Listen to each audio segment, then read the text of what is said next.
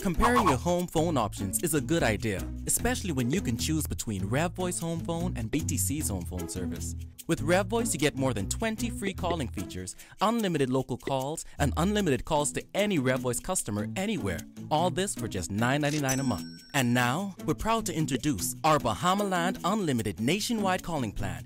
You can call any phone on any island at any time for just $5 a month. BTC charges $16.25 for their bare bones home phone service. Plus, you would spend $9 to get the 3 most popular calling features, and another $33 to get some of the other calling features RevVoice gives you for free. When you add it all up, it's pretty clear why there really is no other choice. RevVoice gives you more minutes, more coverage, more calling features, and free installation. All of this for less money. And for a limited time, you can get RevVoice installed in your house for free and save over $200 a year. So, if you're choosing a home phone service, choose RevVoice, the better choice.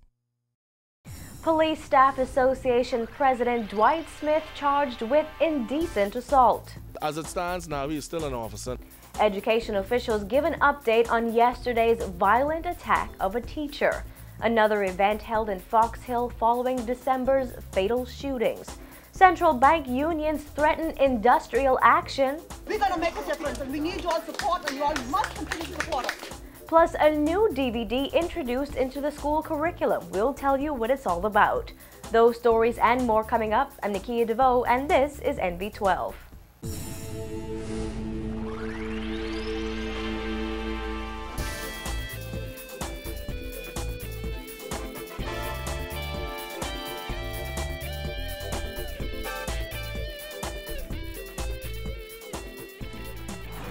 Good evening, everyone. Thanks for joining us here at Cable 12 Studios. Here are the stories coming out of the NV12 newsroom this evening. Police Staff Association Executive Chairman Inspector Dwight Smith appeared in court today in connection with an allegation of indecent assault. His arraignment comes days before the association's elections. Dana Smith sat in on the proceedings. She filed this report.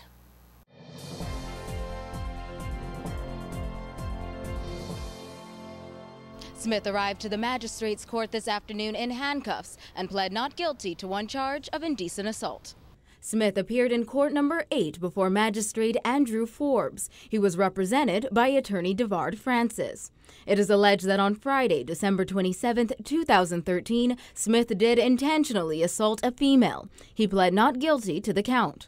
Police prosecutor Ursel Dorset had no objections to bail, which was set at $5,000, under the condition that Smith have no contact, direct or indirect, with the complainant. Speaking on the steps of the magistrate's court after the arraignment was completed, Smith's attorney said it is unclear if Smith will still run in next Monday's Police Staff Association election.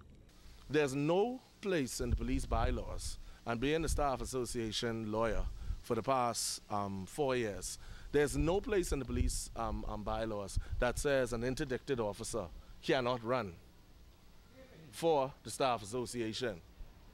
And so we never know what may happen. Dwight and I, we've been in conversation, and we never know what may take place. Francis added Smith is still an officer of the Royal Bahamas Police Force, but is expected to meet with superiors in the aftermath of the arraignment. As it stands now, he is still an officer now.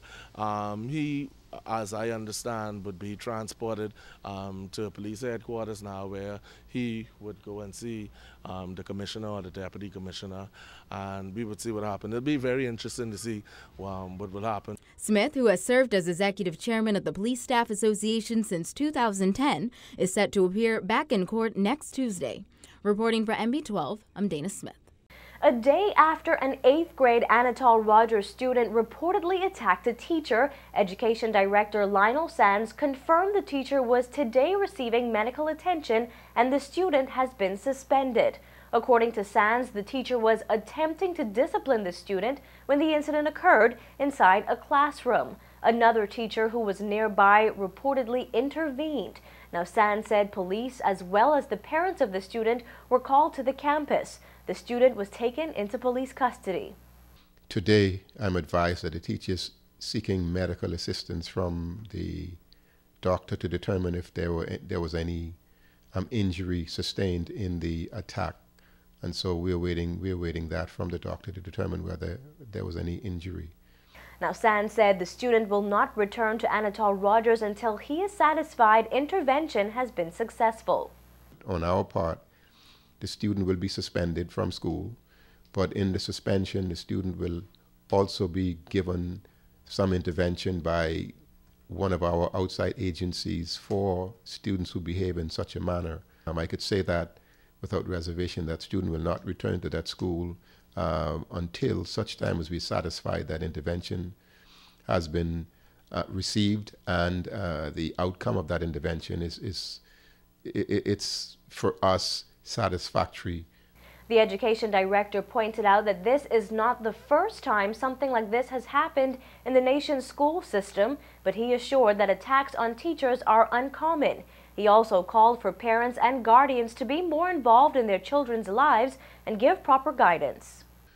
It's not something that happens often because, but it is not something this is not the first time it has happened in any school. So Anatole Rogers is not unlike any other school. I think the message I would wish to the public to get is that parents and guardians need to be very, very concerned that their children are given the kind of guidance and training at home, because a lot of times, some of these things are a result of what may be happening at home or in the community when students act out in certain ways. And so we need the support of parents in order for them to help the school, to help the children.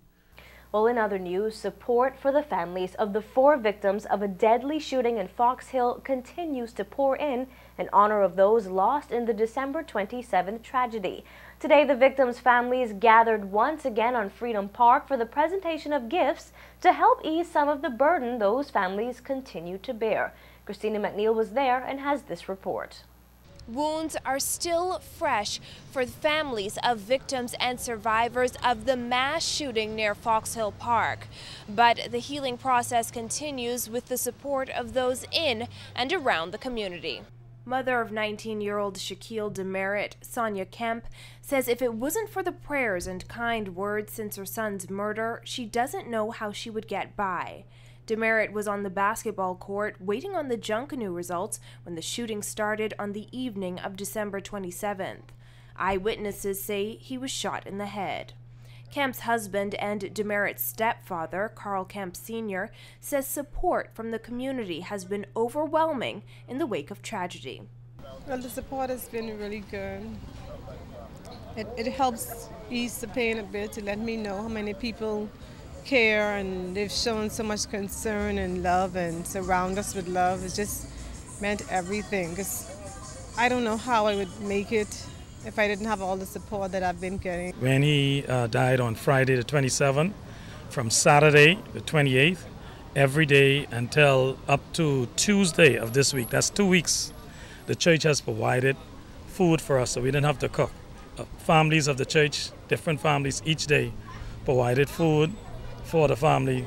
At least that's a sort of way to ease the burden. For other families, the road to recovery has been more difficult. 30-year-old Shanique Sands was also killed in the mass shooting. She left behind 3 young children, ages 8, 5, and 1.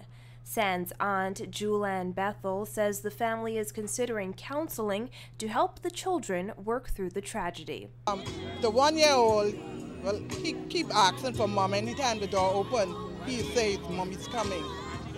The 8-year-old, she realized what is going on. But the 5-year-old, she said her mommy is in heaven. We thank BTC for their kind gesture today, and we appreciate it very much, and we would like for them to continue to pray for all the families, really, that are affected by this tragedy. Sands' mother was tending to last-minute funeral arrangements as the families of Eric Morrison and Claudino Davis also met on Freedom Park. The families of the victims today receiving $2,000 each toward the funeral expenses from the Bahamas Telecommunications Company. BTC Senior Manager of Public Relations Jerome Sawyer says just days before the shooting, BTC staff attended a Junkanoo practice of the Congos, and they felt the strength of the community. When we heard of the tragedy here only days later, it touched us all very deeply. One of my colleagues, only hours later, let me know that, in fact, I had interviewed Shanique Sands, who was one of the victims. I interviewed her for our Eye on BTC show.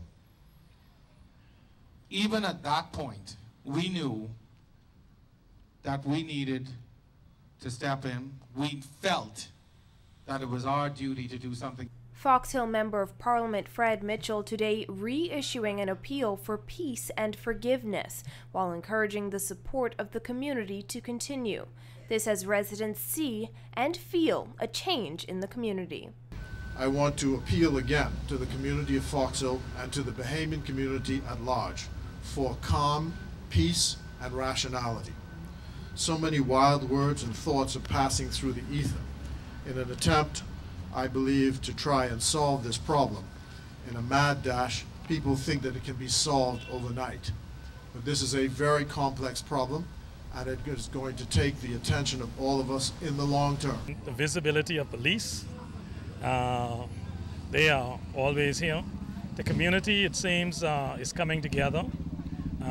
People who you may have not spoken with, coming to you and talking to you and showing their love.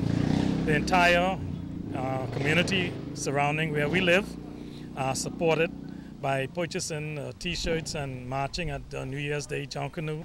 We have seen where persons that have given their life to the Lord as a result of Shaquille's life. There was a person who lived through the corner where we live who happens to be a chronic alcoholic.